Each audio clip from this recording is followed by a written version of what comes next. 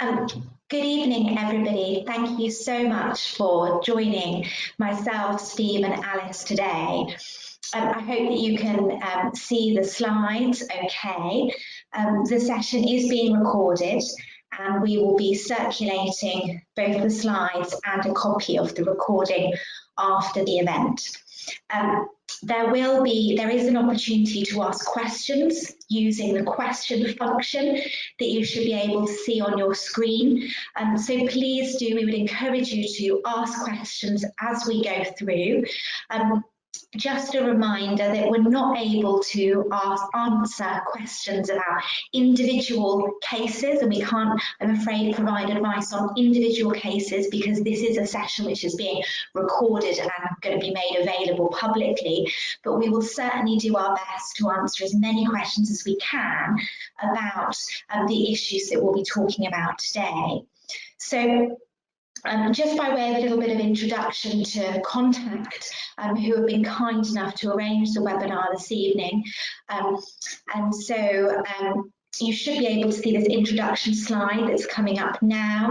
In terms of timing and questions, everyone will remain muted throughout, and there will be this question mark icon on the webinar toolbar to ask questions today. And then in terms of Contact themselves, so those of you who, I hope everyone will be very familiar with Contact, but for those who perhaps are newer to the organisation, a little bit about the National Advice and Information and Support Service. So Contact has a fantastic website that has advice and information about concerns that a parent might have. And there are a number of tools on the website to help parent carers find advice they're looking for quickly and easily. These include a common questions tool, a benefits calculator, an online grants finder, which can help families find out if they can apply for a charity grant, and a live chat service. There's also a library of podcasts and Facebook Q&A sessions and newsletters. They also have a helpline, which is it provides a great resource for families if they can't find the information they need on the website. So turning then to the session that we've been asked to deliver this evening. So Steve, Alice and I have about an hour and a half, and we are going to be covering in the first hour, providing an update to all of you about some of the legal issues around returning to school in September. And I know that this has been a huge source of concern and worry for so many families. And both families who are worried about their child returning to school and whether that's going to be safe and what might happen if they don't want to send their children to school just yet, but also an equal number of parents, perhaps more parents, who are really keen for their children to be able to go back in September, but are worried that they're not going to receive the right support, or perhaps have already been told by the school that they're not going to be able to attend. So hopefully we will cover both of those particular concerns for families. And I'm going to ask a series of questions of Alice and Steve, and so I'm going to pick their brains on all of these difficult and worrying issues, and then we'll be able to answer as many questions as we can at the end. So first of all, just by way of introduction, my name is Sweeney and I'm a partner at Rook, Sweeney, specialising in public law and human rights, but also particular interest in the rights of children and young people with special educational needs and disabilities. We also are joined by Alice Irving, who is a barrister currently at 1 Crown Office Row, and she's going to be joining Doughty Street in September. And then if he does need any introduction, we have Steve Broach, who is a barrister at 39 Essex Chambers. Just in terms of the slides themselves, and just by way of a bit of explanation for what you are seeing in front of you, we have listed links to all of the relevant and up-to-date guidance that has been published mainly by the Department of Education but also by some other organisations as well. Now, of course, this is all guidance, and we're also going to talk to you about what the primary and secondary legislation requires as well.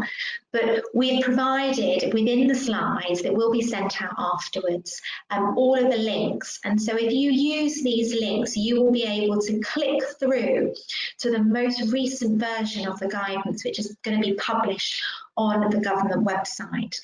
And this is all guidance which is going to be updated, is being updated frequently, sometimes daily, with different developments that are happening. And so it's always worth making sure that you're referring back to the most recent version.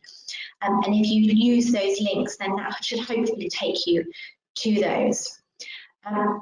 So I'm going to first bring in Alice. And Alice, I wonder if I might be able to ask you first of all to explain to us all what the government's position is on the reopening of schools from September, and what that means for families and children and young people with special educational needs and disability.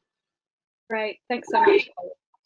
So I think we're probably all aware and fairly sick to death of the government messaging, which is that everybody's going back to school at the beginning of the autumn term, and that applies equally to students with SEND, and that's what the guidance says. So the most important guidance, if you're looking at what the government has to say about students returning to school, is the guidance for full opening, which I hope that Polly will bring up, sorry, Polly, just now. Now, there are a few different pieces of guidance. This guidance that we're opening just now is for children with SEND mainstream schools, and there is separate guidance in relation to the full opening of special schools and other special settings, which you should be able to see on that guidance as well.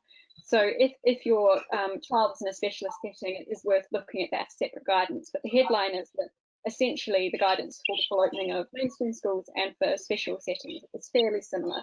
What I'm going to say now comes from the guidance that's up on your screen here now. Now, this guidance falls into largely two separate sections. The first is in relation to public health advice, so section 1, and that's about what schools should be doing to minimise risk. And there's a few little pieces of information I'll draw out there that as they apply specifically to children with special educational needs.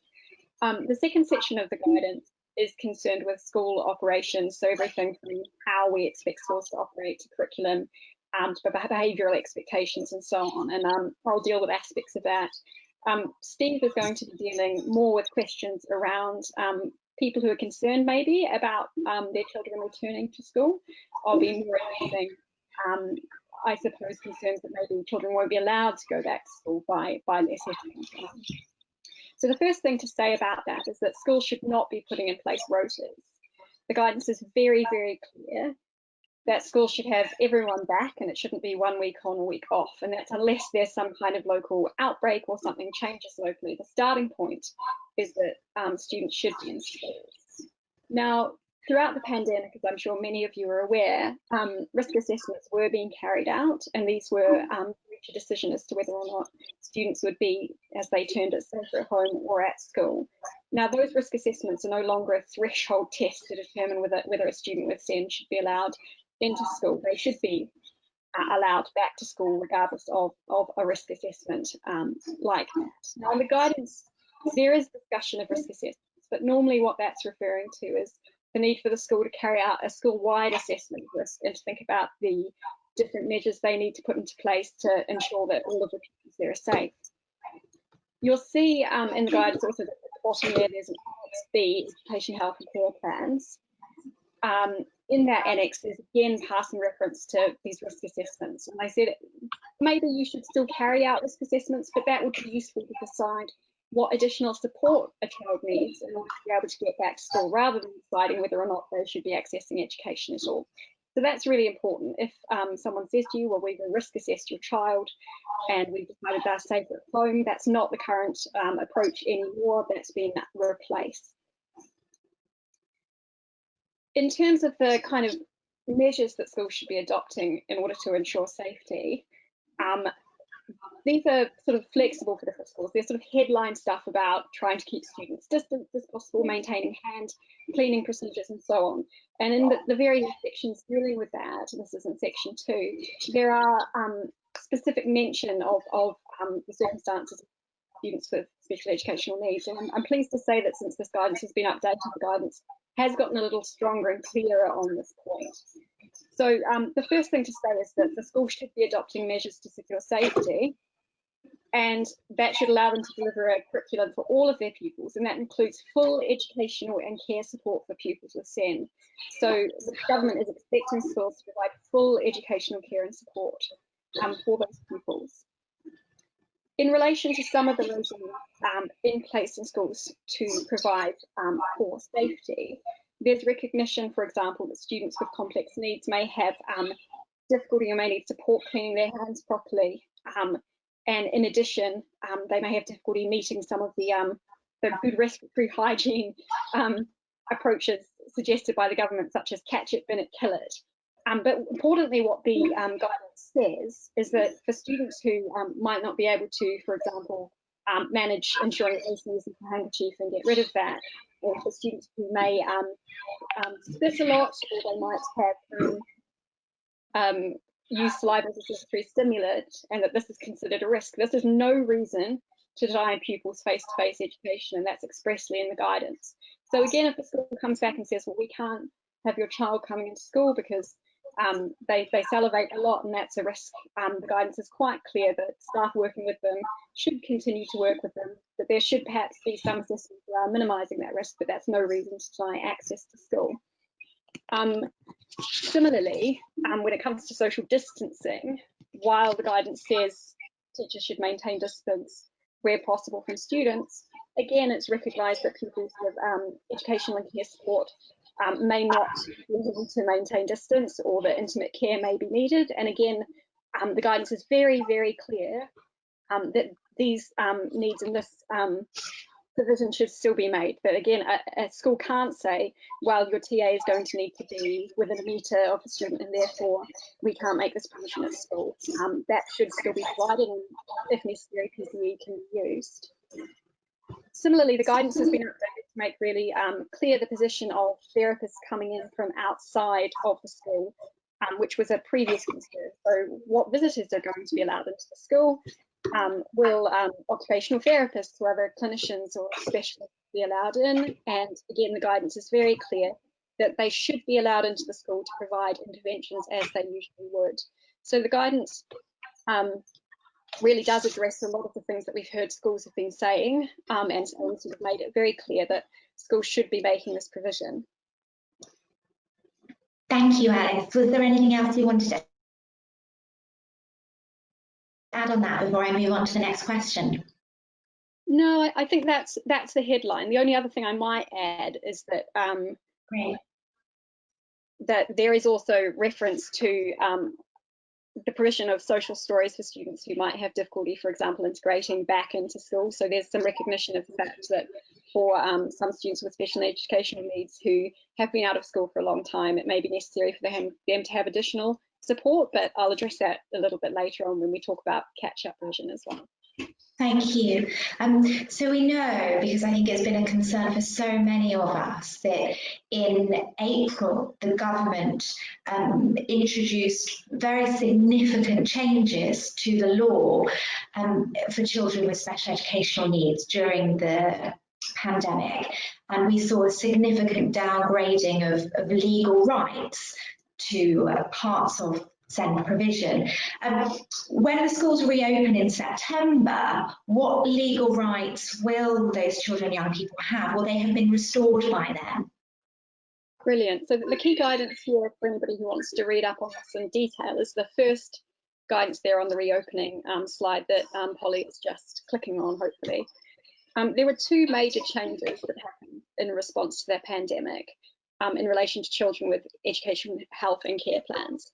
The first of those was that the duty under Section 42 of the Children and Families Act, which said that if there was provision specified in an education, health and care plan, then a local authority and the local health body had an obligation to provide that to a child.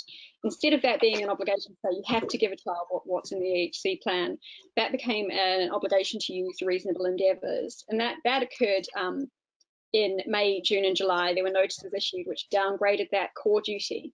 And we understand and have heard that as a result, many young people were not receiving any or very much provision under their EHC plans. Now, that duty has been reinstated, and that is as of the 1st of August, actually. It's been fully back and forth, that if a child has an education, health and care plan, and it says, for example, they're entitled to 2 hours a week of occupational therapy, then there is an obligation on the local authority and the local health board cooperating with the school to make that happen.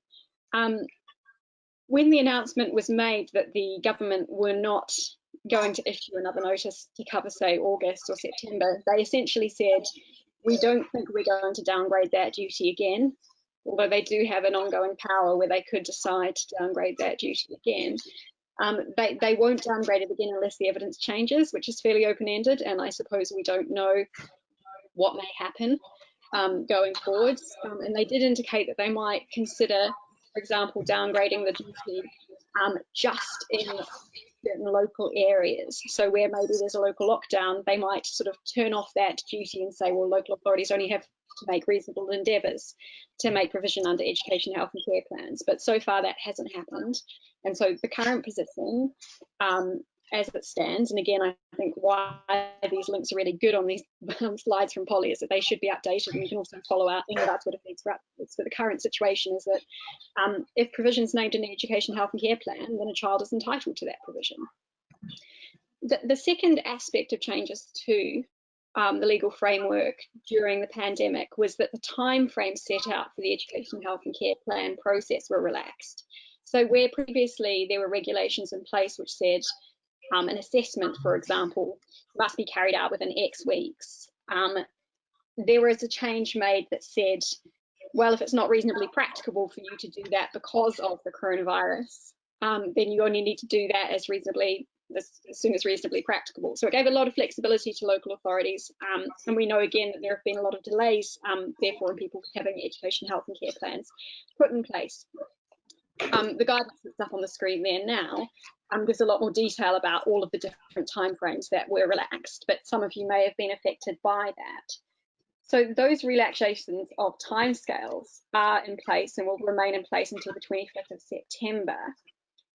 There has been an announcement by the government, however, that as of the 25th of September, when those changes expire, the ordinary timescales will be reinstated, and from then on, again, families may respond to the local authority and say, hey, you were meant to have this assessment done in X number of weeks, you haven't, and they can again enforce those strict timescales. And I understand Polly will be addressing remedies a little later in the session, so I can talk about possible recourse if you're experiencing significant delays. The guidance is really clear that while those exceptions or those exemptions because of the pandemic are in place that allow them to take longer to finalise a care plan or to do anything else, that they really need to stay in touch with families. And we know this isn't happening, but the guidance says that a local authority should be in touch and let you know if they're intending to rely on the coronavirus as a reason for delaying in taking a step in the education, health and care plan process. So again, if that hasn't happened and they're delaying, that's something that could be looked at. The only other thing I want to say about this guidance, which is useful, is that it affirms a lot of things that were never changed. And so they've not had to return it, they just never went away. So it's never been the case that a local authority could refuse to consider a new request for an education, health and care plan. They've always been under an obligation to consider requests for new assessments, and they're still under an obligation to do so. So again, if the local authority's told you, no, we're not taking any new assessments because of coronavirus, that's unlawful. In addition, any plans that are being put in place in the present time shouldn't be tailored to reflect coronavirus. So they shouldn't have content in the EHC plan that's less than they would normally have because they're saying, oh, well, we can't get as much during the pandemic, so we'll just put down less provision. That provision should be formulated to meet the child's needs in the same way as it would in ordinary times. although it may be the case that the process followed by local authorities might be a bit different. So annual reviews might be carried out remotely, professionals might not always be able to assess children in person and so on. So there might be some changes, but the core aspects of the process haven't really changed. Only those timescales and the duty to secure provision ever changed during the pandemic.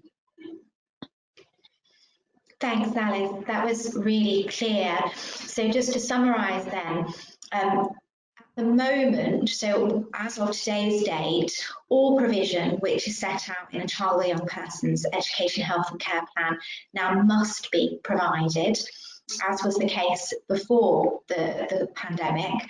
And then from the 25th of September, we will be back to the usual timescales.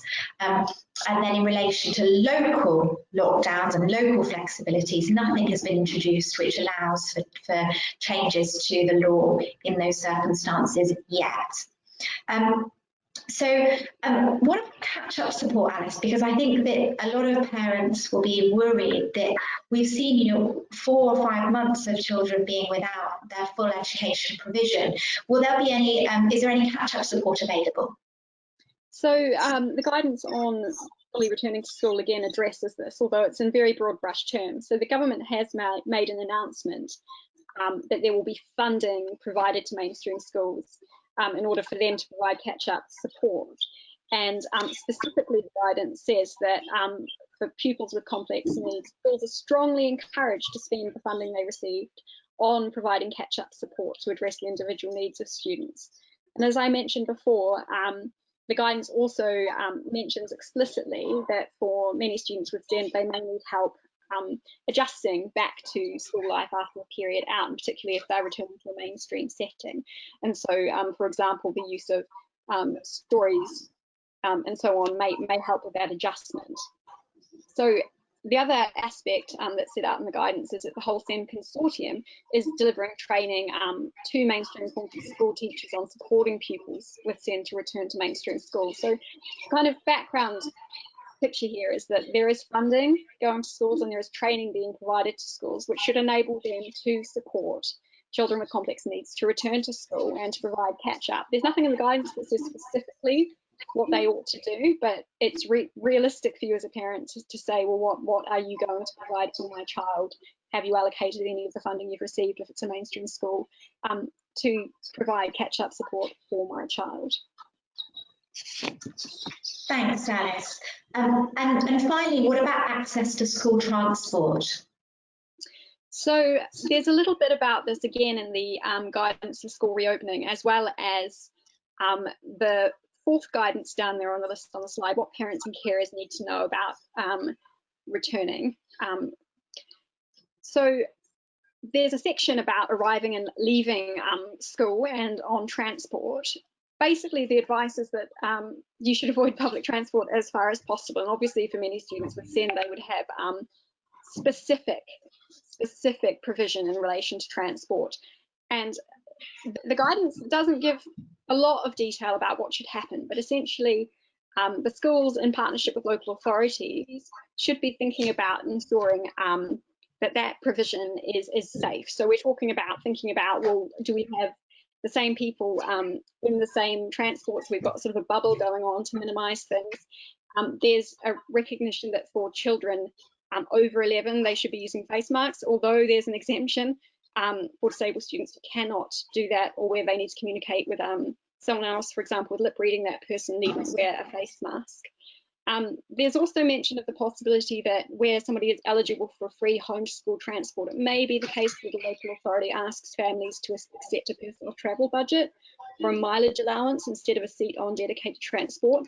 So it's going to be a fairly flexible approach taken depending on the school working with the local authority and other providers. And the precise approach taken will depend on the circumstances. But I think kind of watch this space. There's meant to be further guidance coming out in relation to transport.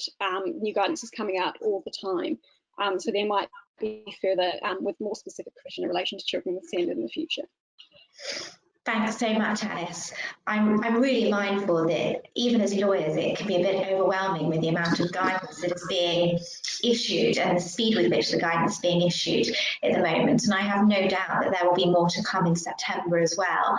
But that was a really helpful overview. Before I move on to some questions for Steve, I wonder if I could just pick up on a couple of the audience questions now that relate to what you've been speaking about. So the first is it reasonable that some children's start date is 3 to 4 weeks after the original start date, so they may miss a quarter of a new term? Well, there's nothing in the guidance that suggests that's an approach that schools are meant to be taking or should be taking. It's very clear that schools should be opening to all pupils, that there should be no rotas. There's no suggestion of any staggered start time in terms of the term. And there are no exceptions to that provided in relation to children with SEND. So on the face of it, that's not in accordance with the guidance that's in place. I've seen nothing that would suggest that that would be an appropriate approach for a school to be taking. Thank you. And I think that we have touched on this already, but we talked about the regulations that relaxed the timescale for SEND. And there's a question about whether the government might extend or reintroduce those regulations. Now, I think my understanding is that they confirmed a couple of days ago that currently they have no intentions to extend those, but is that your understanding as well? That is my understanding. The other thing that we would note was that a legal challenge that actually the three of us were involved in was brought to the changes made to the law concerning the EHC plans. And while we weren't successful in that challenge, we're currently exploring the possibility of an appeal, and that could also have an impact on whether the government at any stage in the future decides to reintroduce any of the measures downgrading any of those duties. But as far as we know, on the basis of what the government has said, those regulations and the changes to timescales expire in September and won't come back into force. And as we've covered, the changes to the core duty to make provision set out in the EHC plans is already back in force. And we haven't had any word that that's going to be changed, although watch this space if there's a second spike. Thanks. So what we can expect is that children with special educational needs will have those same rights to the support and provision as they did pre-coronavirus and when they go back to school. Thank you, Alice, so much. I'm sure there are other questions that have come up already and that may come up that you might be able to take a look at and we can answer after. Steve, I'm now going to come to you if that's okay. So Alice has focused a lot on what the legal rights are of children to access support comes the school start date in September. But what about the position of families who are worried about sending their children back to school? Do children and young people have to go back to school in September? And I suppose I have two related questions to that.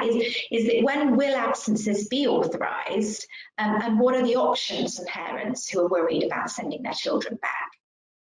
Yes, a really serious package of questions there, Polly. And the short answer, the answer the government would like people to take on board is yes, children have to go back to school. The correct answer, I suggest, is a little more nuanced than that. And although in many cases it will both be the right thing to do and the legal thing to do for the child to go back to school, that isn't an absolute requirement, as we'll see in a moment. And the first point to make is that the duty on parents in relation to children of compulsory school age, so roughly 5 to 16, is to cause the child to receive efficient full-time education suitable to their age, ability, aptitude, and any special educational needs, either by regular attendance at school or otherwise. So it's very clear in Section 7 of the Education Act 1996 that children don't have to attend school. Their parents have to secure appropriate education for them, in short, which might be at school or might not be, and that's why we have this concept of elective home education. And I think that the distinction perhaps is between children who are on a school roll and those who were previously educated at home. Because if a child is on a school roll, there is a strong expectation that they're going to go back, but parents could remove the child from the role, as we'll see in a moment. If the child was previously educated at home, very likely they will continue to be. So it is a much more nuanced picture than the government messaging suggests, I would. In terms of how absences are going to be dealt with, if you have a child who is on a school roll and whose parents decide that they're not going to attend school, if we could go to your very helpful list of guidance and click on the DfE school attendance guidance for August 2020. And if we go to page 9 of that guidance when you're there, Polly. There we go. Thanks. We can see in the middle of page 9, it describes the attendance register and says that the schools must take the attendance register at the start of the first session of each school day, etc. And on each occasion, they must record whether every pupil is, and then there are 5 bullet points that summarise the categories that the school must put each pupil into. So obviously present is straightforward, attending an approved educational activity, absent, unable to attend due to exceptional circumstances, or, this is the new one, not attending in circumstances relating to coronavirus. And you might think, well, that's the answer. We can simply say the child isn't attending in circumstances relating to coronavirus. But that definition is actually very narrowly drawn, and we get that from the addendum, which is in the footnote at the bottom of the page. If you could take us to that, Polly.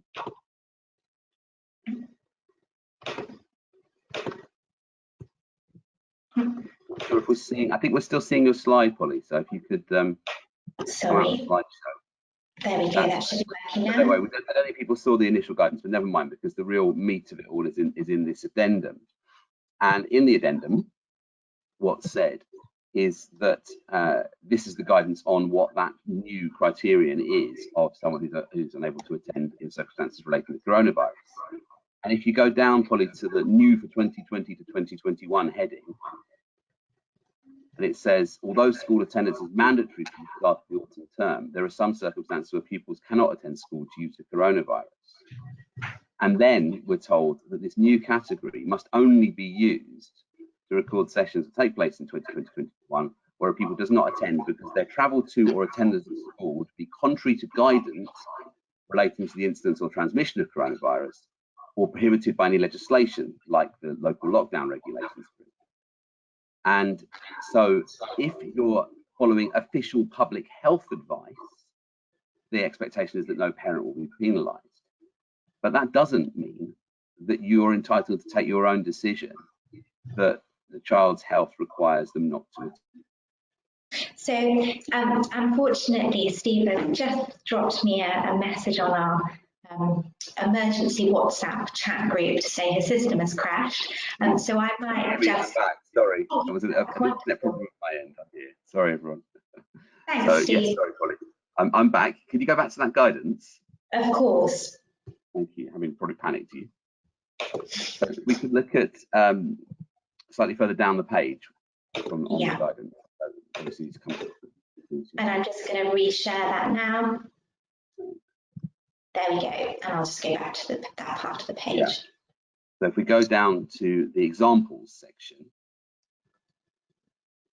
There we go. The first example is pupils who are required to self-isolate because they actually have or may have coronavirus. We go down again. The next heading, pupils who are required to self-isolate because they're a close contact of someone who has or may have coronavirus. If we go down again, the next heading, pupils who are required by legislation to self-isolate because they're quarantining, people coming back from abroad. Pupils who are clinically extremely vulnerable, but look at this importantly, in a future local lockdown scenario only. So as we'll see in a moment, the concept of shielding and being clinically extremely vulnerable is suspended generally. And so this is simply saying that in the event that in a local lockdown scenario, shielding is reinstated, then those children will not be expected to attend. But at the moment, as it says here in summary, shielding advice for all adults and children paused on the 1st of August. This means that even the small number of pupils who remain on the shielded patient list can return to school, as can those who have family members who are shielded. So the Secretary of State's position is that everyone can attend school, including those who would previously have been treated as clinically extremely vulnerable. There's no generalized exception to attendance just because someone who has a health condition that makes them more vulnerable or even extremely vulnerable as a result of coronavirus. So that's really important, I think, that we recognise the narrowness of the attendance code that allows people not to attend, allows children not to attend by reason of coronavirus. That deals with the first subpart. The second subpart was what do parents do if they're worried about sending children back? Well, the only obvious option that parents have, I would suggest, is to choose to home educate instead, to remove the child from the school role and to choose to home educate, which is a right that parents always have. But I think in terms of understanding the parameters of that right, it's very helpful if we could look at the DfE's guidance for local authorities on elective home education. Just doing that now. Thanks, Steve. I'll just share that new screen. Just to pick up one question while Polly's doing that, in terms of duties to attend for young people over statutory school age, there is a duty to participate up to the age of 18 in educational training, but it's not the same as the duty on parents of under 16. So that's one of the reasons why the post-16 transport challenge in Brexit and Leicestershire failed in the High Court and the Court of Appeal, because the requirement on parents is backed up by criminal sanctions, whereas the provision that would have made it a criminal offence for a 16, 17-year-old not to attend, as I understand it, hasn't been brought into force. So it's quite a different position. There is an expectation of participation in educational training post-16, but for those of compulsory school age, the requirement, legal requirement, is to be receiving suitable education. So this is the department's guidance for elective home education. Well, if you could scroll down into the introduction for me. We can see in the introduction that the government recognises that parents have a right to educate their children at home, but it also says that local authorities have a moral and social obligation to ensure that the child is safe and being suitably educated. And if it's not clear that this is the case, the authority should act to remedy the position. And so this is the guidance that tells local authorities what to do. And actually, probably I'd suggest more useful to look at this than to look at the parents' guidance, because this tells you what to expect in a situation where there's a dispute between you and the local authority about home education. If we go down again and into the flow charts that follow, this is the summary flow chart. There's more detailed flow charts at the end of the guidance. This gives us a summary of what the local authority would do. So if they take the view that the child is not receiving or doesn't appear to be receiving suitable home education, the first step is for the local authority to serve a section 437 notice on the parents, requiring the parents to give information on what education is being provided. If the local authority isn't satisfied by that and believes the education isn't suitable and they should attend school, they can then serve a school attendance order on the parents. And if the child isn't sent to school under the order, the local authority can then decide whether to either prosecute the parents or seek an education supervision order. If they go down the education supervision order route and parents don't, they get that from the family court and the parents don't comply, the next step would be a care order. If they go down the prosecution route, the parents could actually be convicted and fined, for example. If the parents still don't send the child to school, then they can go back to the ESO and the care order route. And this is all pretty scary. And we hope that local authorities are going to act proportionately and appropriately and recognise that the difficult situation families are in. But this is the legal mechanism that's available to them, and parents need to understand that they can't, I would suggest, simply assume that they can keep their children at home and say, well, because of coronavirus, they're not going to school. That's not going to work in a situation where the official government line is that it's safe for every child to be in school. So you either need to say, right, we're going to home educate and we're going to do it properly and provide suitable education at home, or you need to send the child to school. Now, one immediate point that comes up, which I've already answered a written question about tonight, is, well, what happens if we choose to keep them at home? Can we get the support under the EHC plan if the child has one? And the answer to that is quite possibly not, because the local authority may well say, well, we've discharged our duty under Section 42 of the Children and Families Act to secure that provision by making a school place available at, for example, a special school which has speech and language therapists and occupational therapists attached to it, or a mainstream school where those services have been brought in. And therefore, we're not going to do it at home because that will be double counting. That will cost us lots more money. That will be unreasonable. And you should send the child to school. If you choose not to send the child to school, then you are choosing to make alternative arrangements. And parents who make alternative arrangements discharge the local authority's duty to secure the provision in EHC plans. So parents, again, mustn't assume that if they choose to keep the child at home, they'll be able to just get the support that they would hope to provide suitable home education under an EHC plan.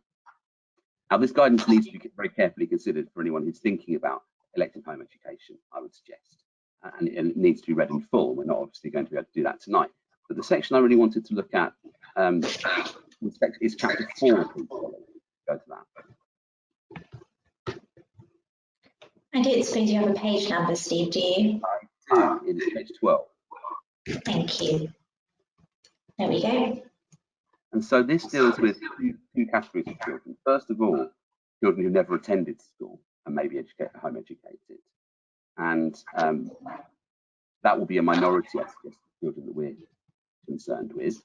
And of course, that's perfectly reasonable for parents to home educate the child all the way through. And it's appropriate for the local authority to identify those children and to check whether, in their view, the suitable education is being provided. But I think for our purposes, we're particularly interested in the next group, children who have attended school. And so here we're dealing with those children who perhaps were going to school under an EHC plan and whose parents don't want them to go back to school because they think it's unsafe.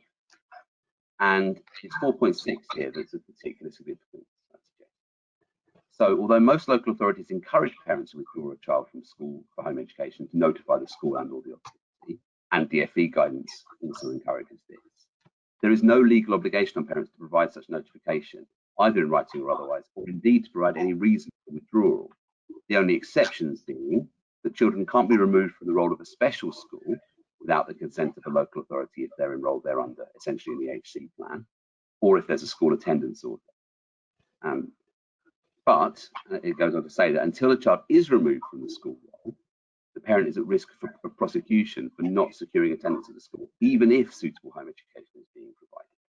And so I would agree with the guidance that says it means it is in a parent's best interest to notify the school in writing of withdrawal or home education. The short and most important point here, I'd say, is this is serious, and parents need to be very careful not to assume that keeping the child at home because of the pandemic from September will be seen as a reasonable step or be treated favourably by the local authority. And it may well be that in particular cases arrangements can be made and sensible outcomes can be achieved that everyone agrees with. But if that isn't the situation, then we've just seen the flowchart. That is the route that the local authority are entitled and arguably required to go down.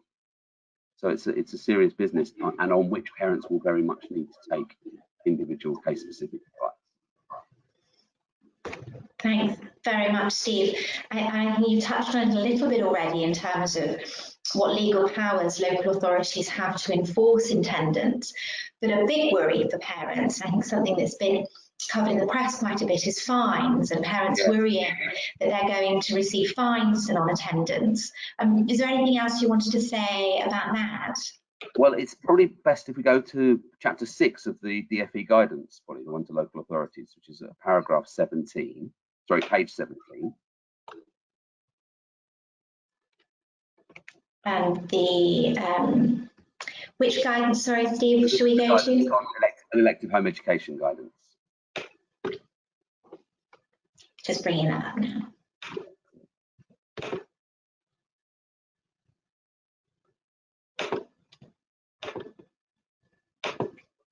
And if you go to paragraph 6.9, Polly, at page 18.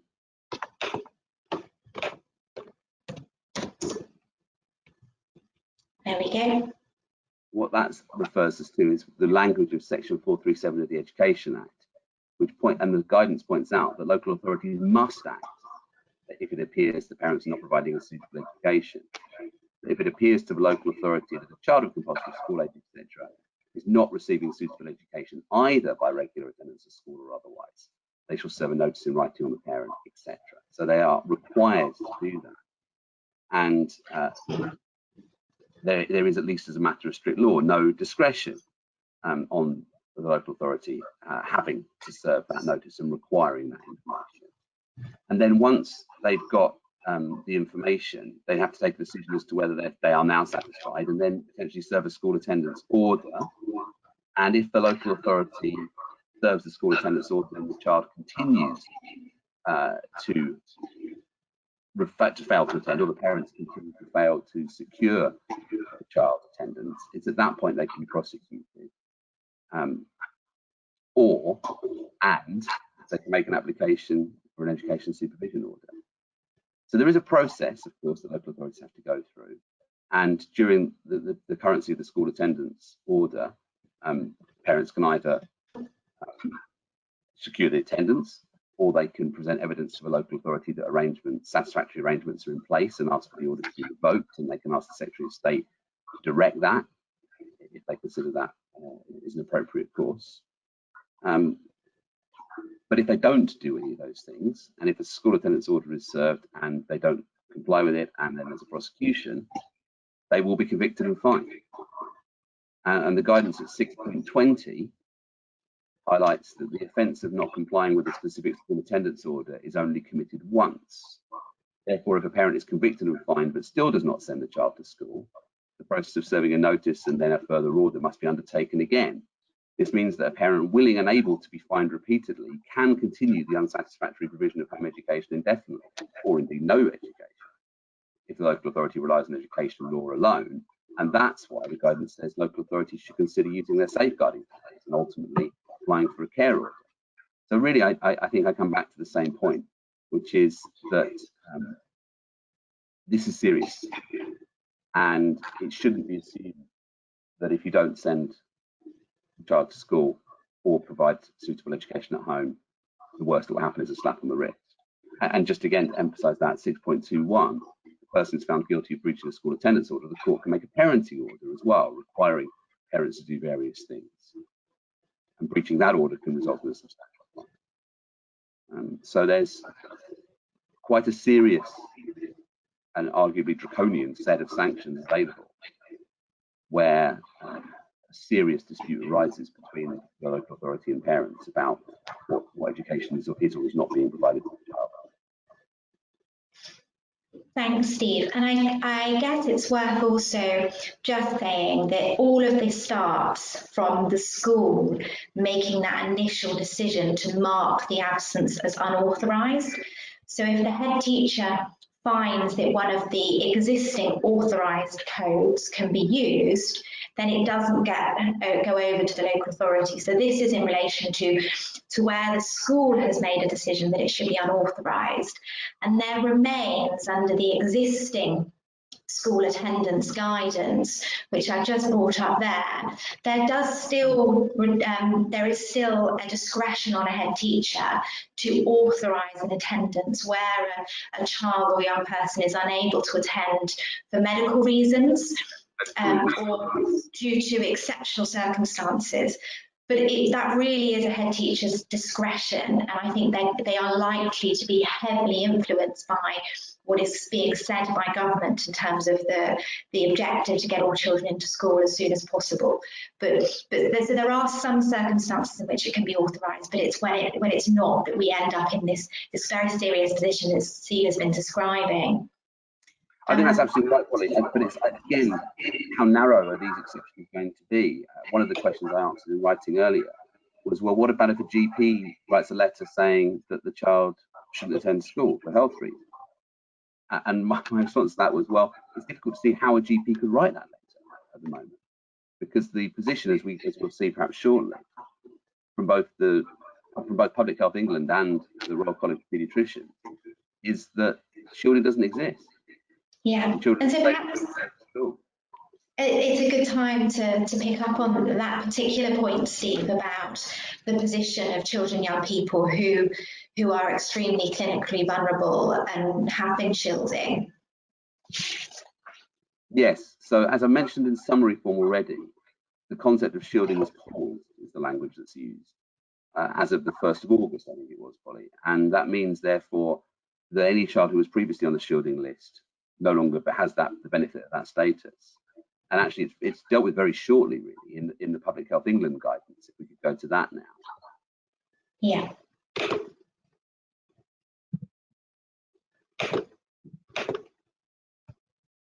We see that guidance was updated on the 18th of August, so it's very recent. And you'll note that sorry, I'll let you get it up. There we go, great. Just from the introduction alone, just note the tense. If you're clinically extremely vulnerable, you were advised to take extra precautions during the peak of the pandemic. This is known as shielding. So shielding is a past tense thing now. It's something that used to be there.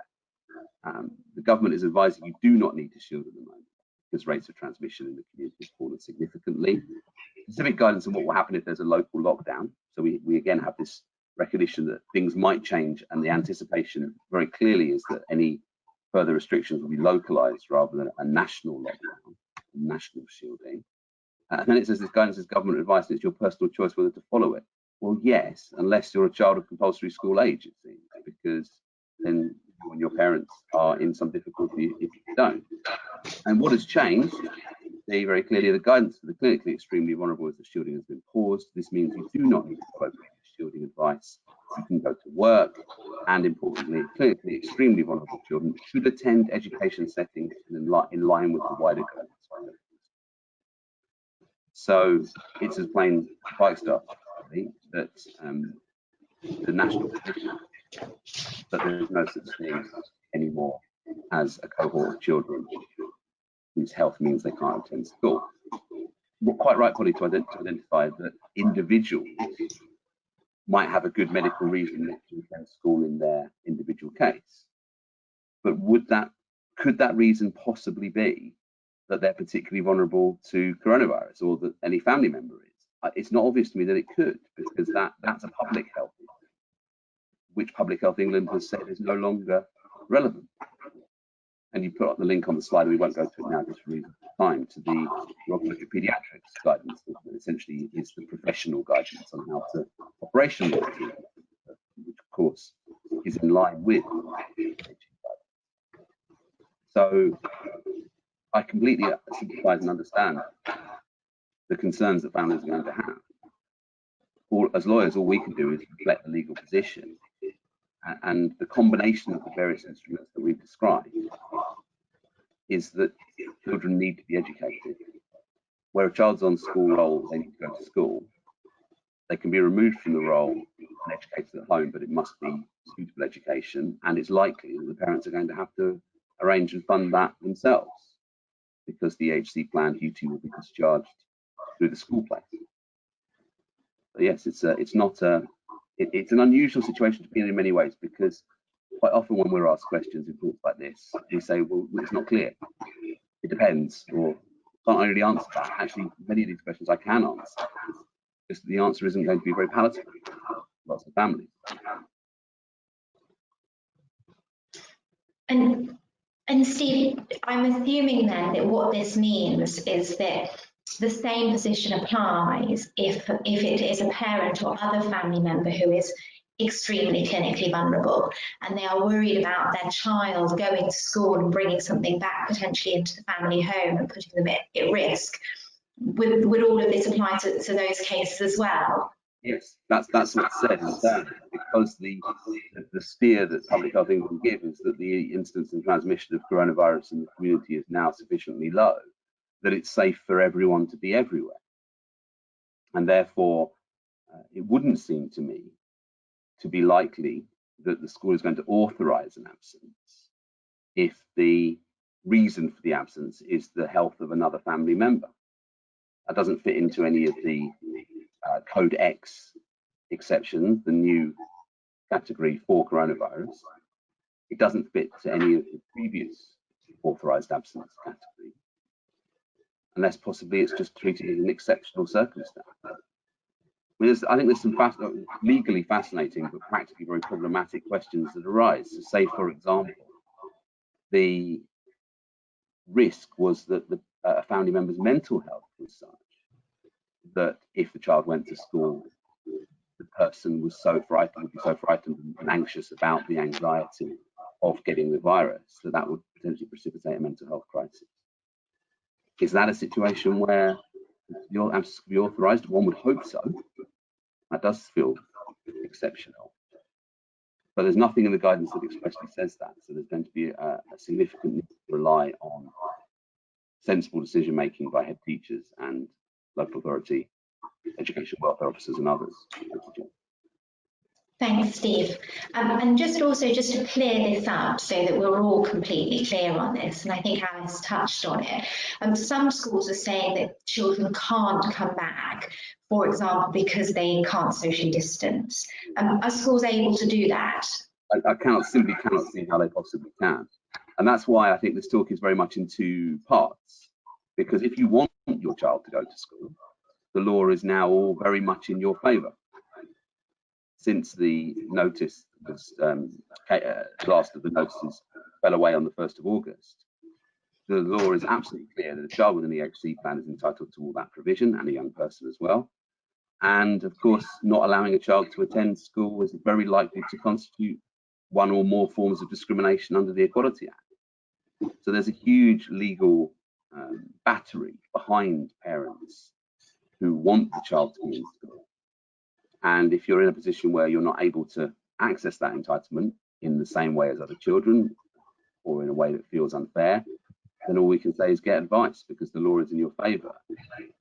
On the other hand, if you don't want your child to be in school, the law is now creating significant difficulties for you, and you will have to deal with potentially very serious consequences I've just been outlining. So I think your position and whether the law is helping you or not is hugely influenced by which of those two camps you and your family fall into. Thanks, Steve. And we've had quite a few questions, both before today and in other talks, about the position of children who require aerosol generating procedures, for example, tracheostomy changes, and concern being raised by school that they aren't able to do those procedures anymore, or whether children can attend if they need those procedures. Is there any guidance available on that? Yeah, before we go to the specifics, let me just make the general point that there is very important guidance on children with medical needs in school, which makes a very clear statement of principle that the primary responsibility to meet children's medical needs is on schools. And it's not okay for schools to wash their hands of children with medical needs, or to treat them less favourably as a result of those medical needs, or to fail to make reasonable adjustments for them. So that's the general point. The specific point is, yes, we do have some helpful guidance on that particular cohort. And Polly, again, you can very helpfully put on the slide on it. Just bringing that up now. It's the safe working guide.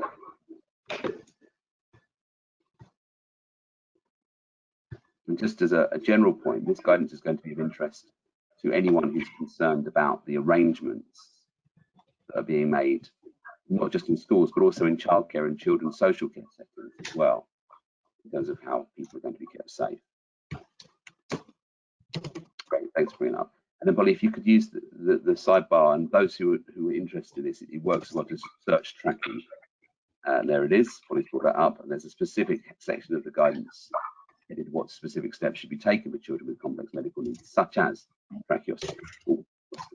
Sorry. Okay, there we go. And so the particular concern, of course, in relation to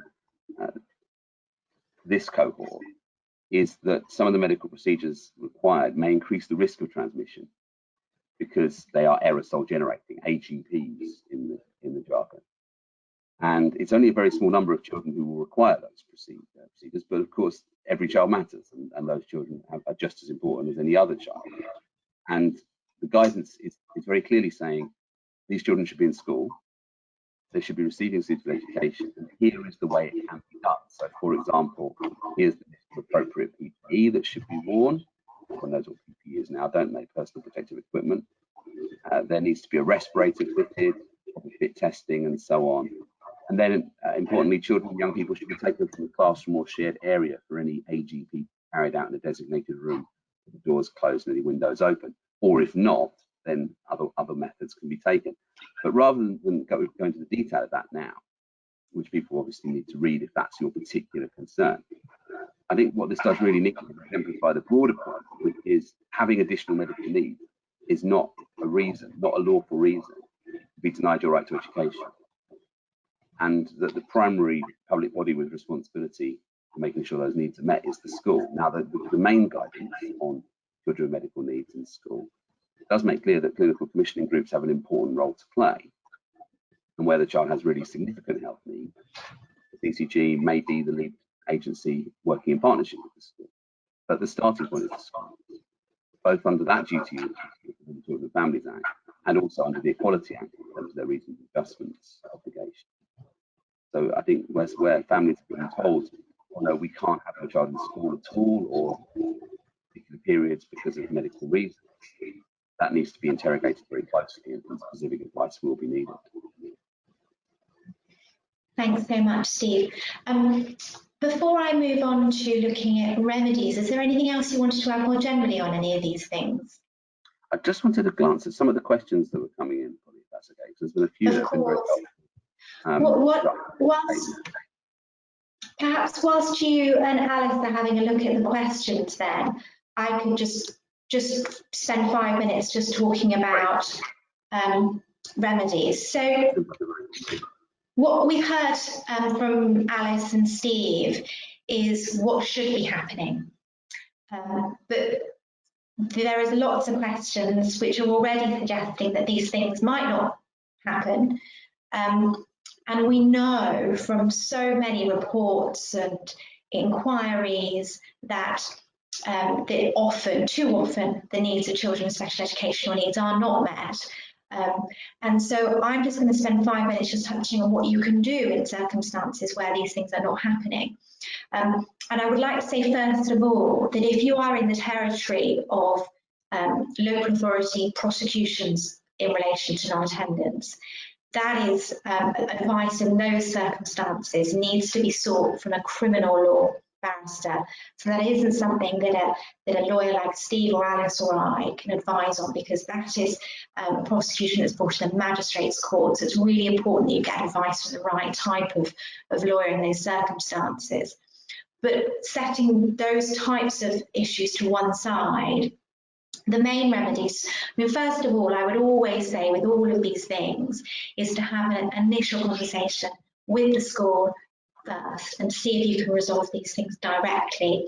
As I said, you know, that the head teachers do retain a discretion in relation to how absence is recorded, and some head teachers may take a pragmatic view, but if that doesn't happen, or if you are concerned, and we've had lots of questions about that are suggesting that schools and local authorities are going to take the approach that children aren't going to be accessing their full legal rights, then your primary remedies are, so non-legal proceedings are the complaints procedure. So each school has to have their own complaints procedure, and each local authority has to have their own individual complaints procedure.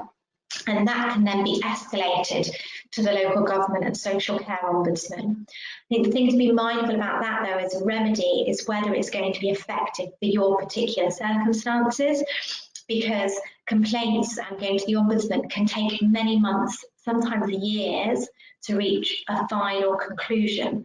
And so I think for me, when looking at which remedy to choose, that it's important to think about how urgent the issue is and how long you have to resolve it. And sometimes an ombudsman or a complaint can be really effective in resolving or seeking redress for an issue which has already been resolved.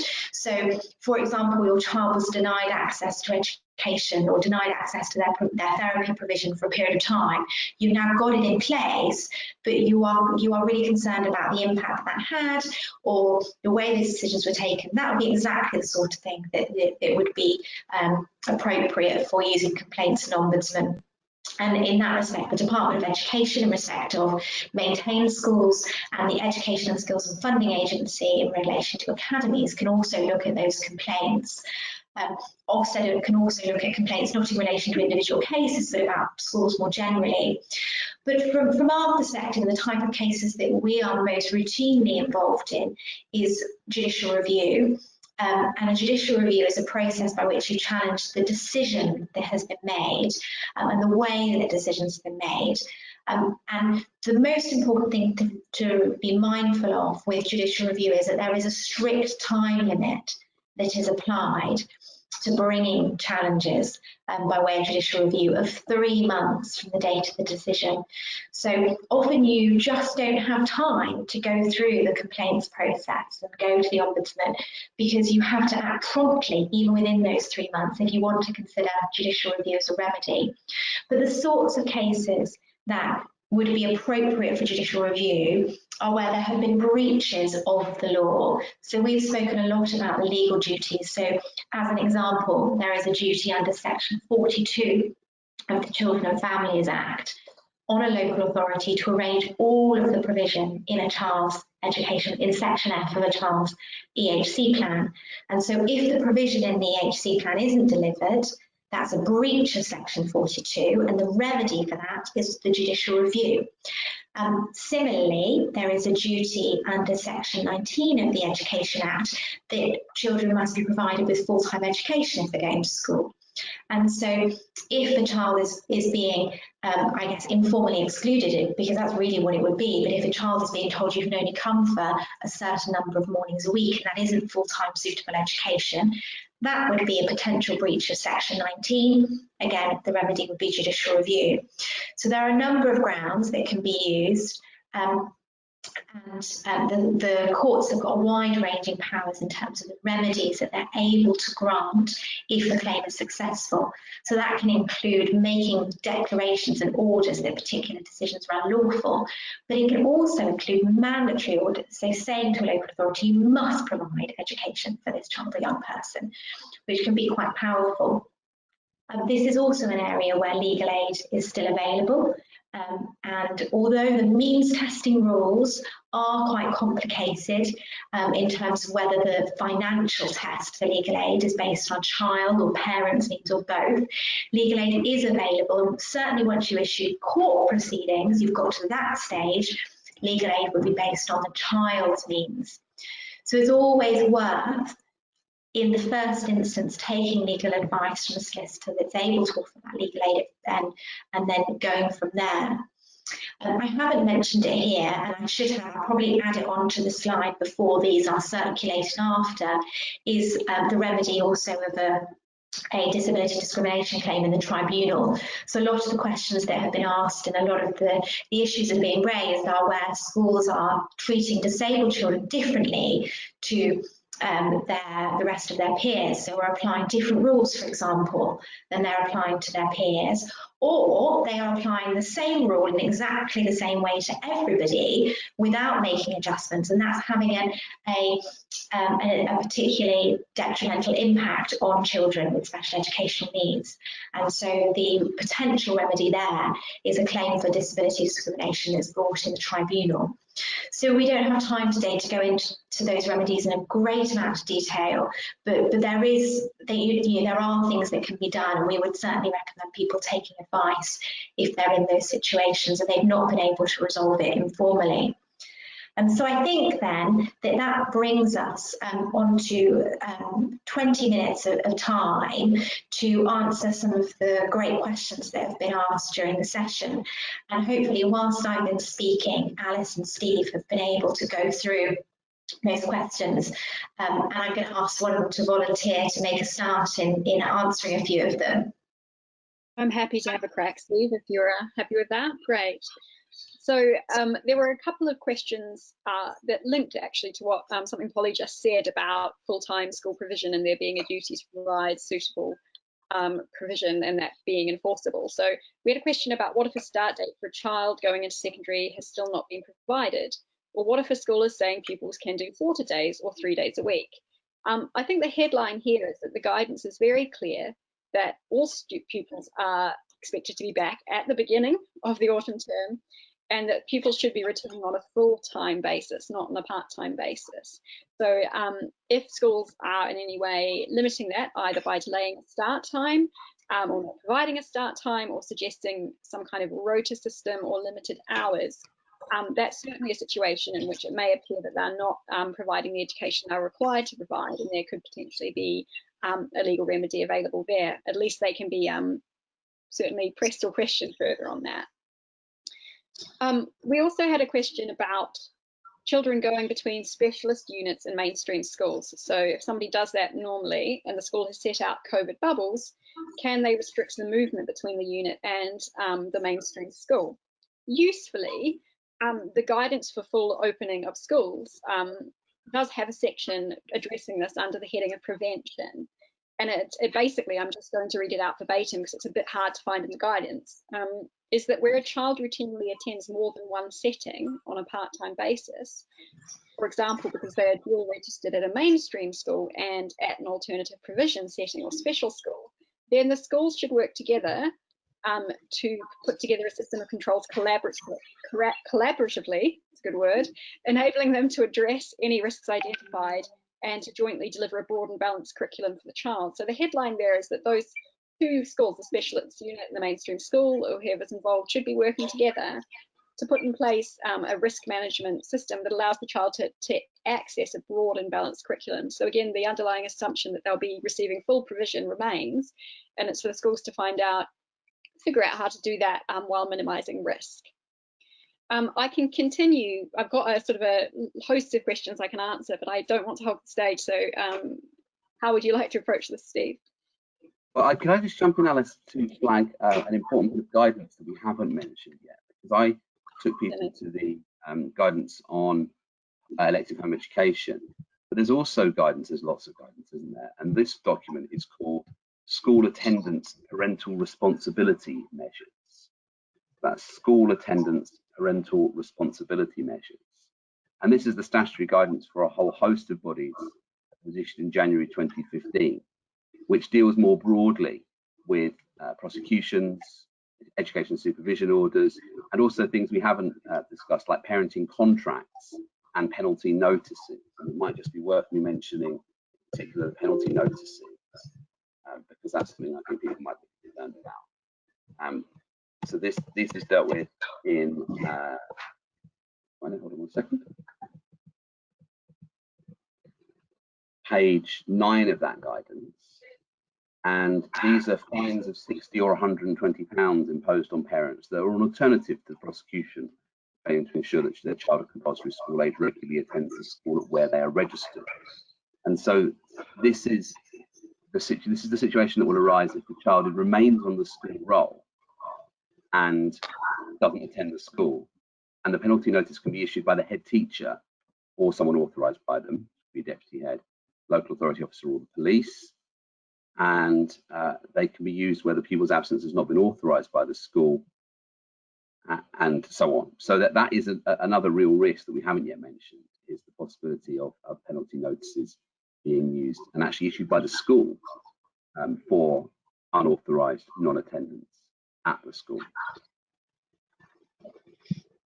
Thanks, Steve. I'll add those links to that guidance and also the guidance for pupils with medical conditions to the slides before they go out to everybody.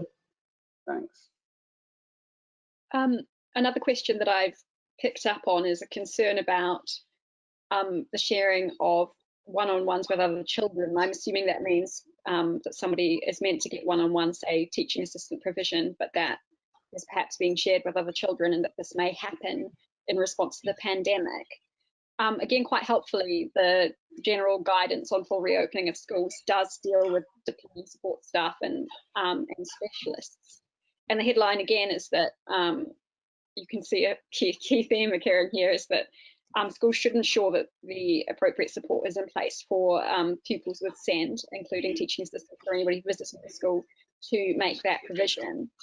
If it says one-on-one in a child's education, health and care plan, then that is what they ought to be receiving, because that duty to make provision, as stated in the education, health and care plan, is back and full force. There's no excuse not to be providing that because of the pandemic. And specifically, the guidance says that while where there's staff capacity to maybe move support teachers around to cover other classes and so on, any redeployment should not be at the expense of supporting pupils with SEND, and that's expressly stated in the guidance. So if you have a school that's redeploying support staff that would normally be making provision for children with SEND, and that's having an impact on the level of provision they require, then they're likely to be in breach of the governmental guidance that's been put out.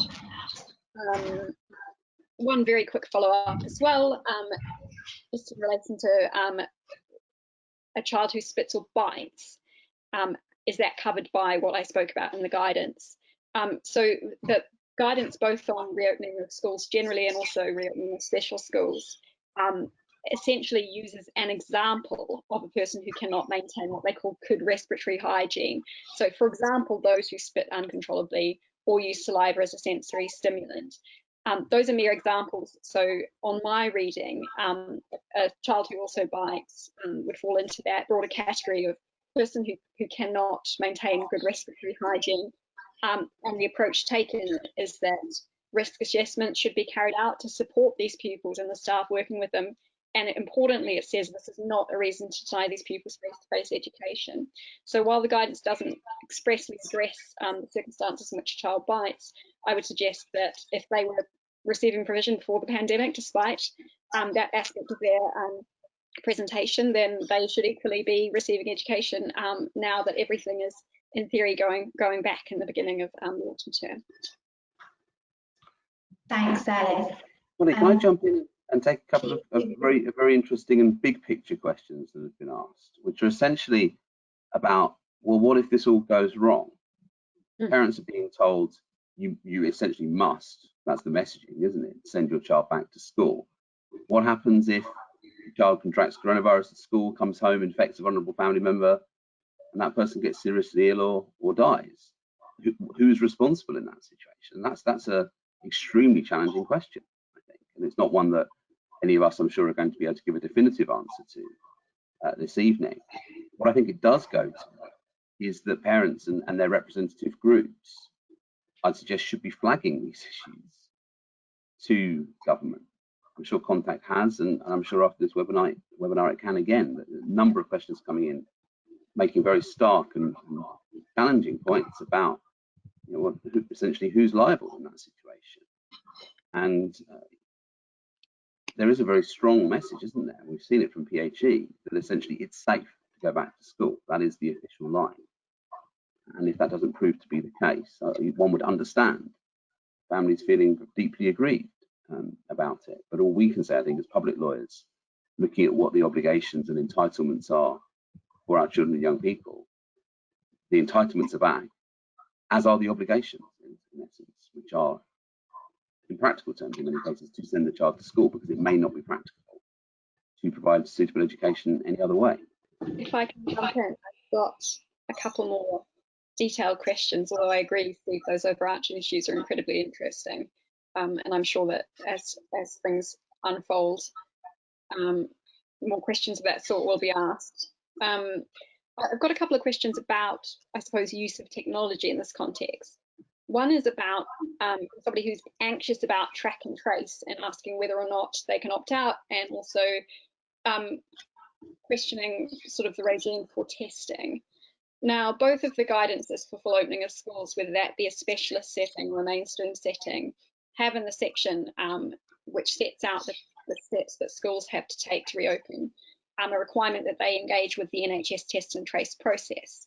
And so this means that school settings should ensure, it says, that staff members and parents and carers understand they will need to be ready and willing to book a test if someone is displaying symptoms, and to provide details of anyone they've been in close contact with to the NHS test and trace regime. So it's quite clear in the guidance there that schools are expected to require parents and carers to engage with testing and the test and trace regime. Now, I can't off the top of my head give you advice about whether, if you chose to opt out of that, what would happen, but it's certainly clear from the guidance itself that there's an incredibly strong expectation and potentially a legal obligation to engage, but I can't speak precisely to the strength of that obligation. The other related question about sort of tech during the pandemic is, in relation to provision of education, health and care plan therapy. So now that there's a duty to provide that again, will it be sufficient if that's done virtually, or is the expectation it will be face-to-face? Now, I can't give, again, a broad brush answer in relation to this. A lot will depend on what it says in the education, health and care plan of the individual child or young person. If that says in express terms that it needs to be in person, then the answer is they must provide what's set out in the education, health and care plan. But often those plans are expressed in terms that might be wide enough to accommodate remote provision. It's going to be a specific question in an individual case, and I would suggest that if you have concern that virtual provision is being made and that that's not adequate, that might be a circumstance in which you seek further advice and support. Yeah, thanks, Alice. There were a couple of questions about, I suppose, some of the other wider implications about electing to home educate and what that means if your child's currently attending a school, what that means for that future school placement if you reach a stage where you think, actually, I'm happy for my child to now go back to school. You know, taking your child off the roll and electing to home educate is a significant step, because not only are you taking the legal responsibility to arranging that provision, but you're also coming off the roll of that school place. And so if your child doesn't have an education, health and care plan, you would have to reapply to that school using the usual admissions process. So there are both in-year and the usual yearly admissions processes for the school. And of course, they may well be full at that point. And so you may be losing that place. If your child has an education, health and care plan, you can request a school to be named in that placement. But it shouldn't be a given, I think, that you would automatically have a place open in that school again. So that's another factor to take into account, I think. And in terms of the education, health and care plan, that doesn't stop, so that it will remain there during the period of elective home education, ready to come into force again. But it probably would need reviewing and updating to make sure that it was still up to date and appropriate. And that's the point, Polly, isn't it? Actually, on that, picking that up, you're absolutely right to say that the plan would remain underpinning the provision or underlying the provision. But what the local authority would do if you said, actually, we don't want to educate at home anymore, we want to go back to school, is they probably do an annual review and potentially change the name of the placement in Section I.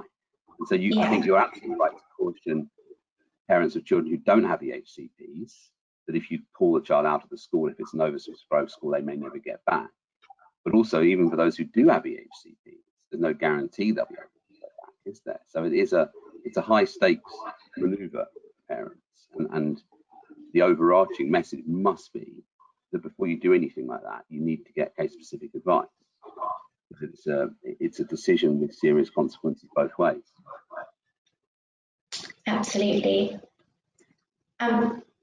One of the questions, and forgive me, I should know the answer to this, but I can't quite see whether everybody can see the answers they were typing to the individual questions. But one of the questions was, what is a judicial review in layman's terms? And Steve, you have posted a link to your blog just to summarise that. But I wonder if maybe just in a couple of lines, you might also be able to have a go for us all now. That's funny, Polly, because I was going to ask you the same question, but you got in there first. Yes, I'll have a go at summarising what they are. So it's a process, as the name suggests, of review by a High Court judge of the lawfulness of decisions, policies, or actions of public bodies. And the scope of judicial review, as you said in the opening, is expanded hugely in this. But essentially, you're categorising the errors as into one of three headings normally. Either that there's been unlawfulness, a failure to follow a legal duty, irrationality, which means a decision that's taken that's outside the range of reasonable decisions open to the public body, or procedural unfairness. So, for example, a failure to consult or an unlawful consultation. What the court isn't doing is deciding the merits of the case and deciding for itself how much education or care is needed, which, for example, the Sen Tribunal does do. Very importantly, in our area, the Sen Tribunal stands in the shoes of the local authority and decides for itself how much therapy should be written into the EHC plan. whereas the administrative court on judicial review is only looking at whether the decision was taken properly and whether it was a reasonable one for the local authority or the other body to reach. So it's a much narrower process in many ways, but a very powerful one in that the court can make a wide range of orders, including, as you mentioned, a mandatory order requiring something to be done to comply with the law. More often what we get in judicial reviews is a quashing order. So an order that sets aside and quashes the breach, makes the public body go away and think again. The most important point to make, I think, about judicial review is it's not the process that anyone should ever begin without specialist legal advice, highly specialist advice. And that's why it's so important that legal aid is still available. Judicial review always being in scope for legal aid. And the question then will be whether the case has merits, which is what your lawyers will advise you on, and whether the person, the most relevant person, has insufficient means to pay for the advice themselves, or as assessed by government, which puts the bar very low indeed. But of course, most children and young people then will qualify in their own right, subject to some technicalities that vex Polly and her colleagues usually every day. But it's well worth exploring in every case whether a child or young person can get legal aid to get the kind of advice that we're saying is needed. There's also, of course, potentially advice available from organisations like IPSI and SOS and SEN in particular, do a low-cost advice service and letter writing service for judicial review. There are options. I should also mention Polly's firm, Rook and Sweeney, have a social justice fund that people can apply to as well, and the link for that is also on my blog. Rights in Reality solicitors will get you that list of advice agencies and organisations. But do not attempt judicial review without specialist advice, because all you're likely to do is rack up a very large costs bill running into tens of thousands of pounds, because judicial review is a high court process that is extremely expensive if it's dealt with on a private funded basis. Thanks so much, Steve. We are approaching 8:30 now. I think we could all spend another couple of hours chatting about all of this. But I thought, just as a final question, Steve, you talked about kind of the bigger picture here, and what happens out of all of this if this is wrong. And one of the questions was, what can parents do to try and raise these issues and get these issues on the government agenda and considered, and what more can parents do aside from legal challenges as well? I think it's really important that these issues are ventilated nationally, and I think that social media is a very powerful way of bringing these issues to the attention of important national decision makers. Obviously, there's always the question of protecting the child's interests and confidentiality, and that's got to be the first consideration. But if it can properly, if these issues can properly be made public, then they should be. And through parent forums, through local campaigning groups, through the impairment-specific charities, through national organisations like Contact, if there are real concerns about the implications of the very clear policy line the government have drawn, which is a choice, of course, then those concerns need to be brought up as quickly as possible, because we will. It's been a very fast-changing situation all the way through the pandemic, and that will continue into the autumn. There's no doubt about that.